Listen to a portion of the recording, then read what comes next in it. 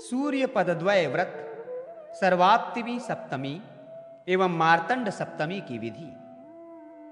ब्रह्मा जी बोले, धर्मज्ञ, अब मैं जगद्वाता देव देवेश्वर भगवान सूर्य नारायण के पदद्वय महात्म्य का वर्णन करता हूं, इसे आप सुने।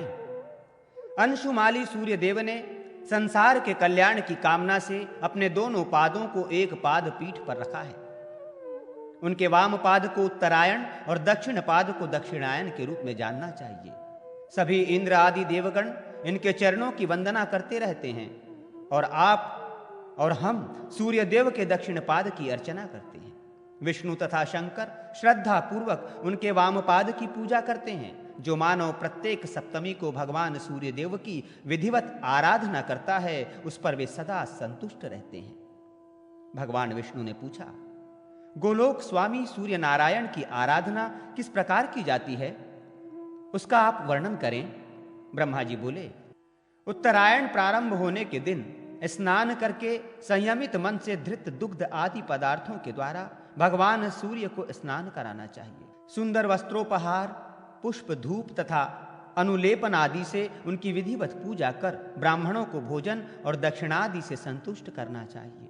उसके बाद सूर्य भक्ति परायण व्यक्ति को उनके पदद्वय व्रत का विधान ग्रहण करना चाहिए। तदनंतर स्नान करके चित्रभानु दिवाकर की वंदना करनी चाहिए।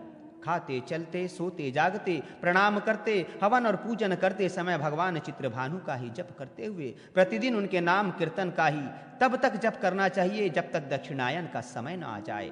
उनकी प्रार्थना इस प्रकार करें, चित्रभानु परमात्ममय परम ब्रह्म हैं, जिनका अंत काल में मैं भली भांति स्मरण करूंगा, क्योंकि वे ही सूर्य नारायण मेरी परम गति है। इस प्रकार स्तुति करके शाणामासिक भगवान सूर्य के व्रत को तब तक करना चाहिए जब तक दक्षिणायन पूर्ण रूप से ना आ जाए। उसके पश्चात यथाशक्ति ब्राह्मणों को भोजन कराकर भगवान मार्तंड के सामने पुण्य कथा और आख्यान का पाठ करना चाहिए। भक्तिपूर्वक यथाशक्ति वाचक और लेखक का पूजन भी करना चाहिए। इस प्रकार जो मनुष्य ये व्रत करता है, उसको इसी जन्म में सभी पापों से मुक्ति मिल जाती है। यदि इस 6 मास के बीच में ही व्रती की मृत्यु हो जाती है तो उसे पूर्ण उपवास का फल प्राप्त होता है। इसके अतिरिक्त उसे भगवान सूर्य नारायण के चरण द्वय पूजन का फल भी मिलता है। ब्रह्मा जी पुनः बोले, माघ मास के कृष्ण पक्ष की सप्तमी को सर्वाप्तमी सप्तमी कहते हैं। इस व्रत से सभी अभिषिप्त कामनाएं पूर्ण हो जाती है। इस व्रत में पाखंडी आदि दुराचारियों से वार्तालाप न करें और एकाग्र मन से विनम्र होकर उन्हीं भगवान सूर्य का पूजन करें। माघ आदि 6 मासों में प्रत्येक संक्रांति को पारणा मानी गई है। तदनुसार माघ आदि 6 मासों में क्रमशः मार्तंड, क, चित्रभानु, विभावसु, भग और हंस ये 6 नाम कहे गए हैं। पूरे 6 मासों में धृत दुग्धादि पंचगव्य पदार्थों को स्नान और प्राशन के लिए प्रशस्त एवं पापनाशक माना गया है। इस व्रत में तेल और क्षार पदार्थ ग्रहण न करें। रात्रि में जागरण करें। संसार में सब कुछ देने वाली ये तिथि सर्वार्थावाप्ति सप्तमी के नाम से विख्यात है।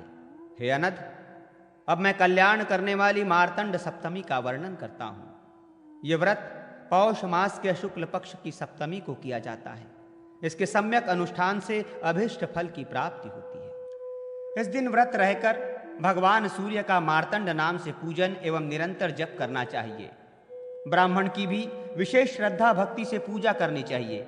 इस प्रकार पवित्र मन से सभी मासों में उपासना करके प्रत्येक मास में अपनी शक्ति के अनुसार ब्राह्मण को गौ आदि का दान देना चाहिए। दूसरे वर्ष में उपवास पूर्वक यथाशक्ति सूर्य नारायण के निमित्त गौ आदि का दान देने से व्रती साक्षात भगवान मार्कंड के लोक को प्राप्त करता है। इस मार्तंड नामक सप्तमी की नक्षत्रगण उपासना करके ही द्युलोक में प्रकाशित होते हुए आज भी स्थित दृष्टि होते हैं।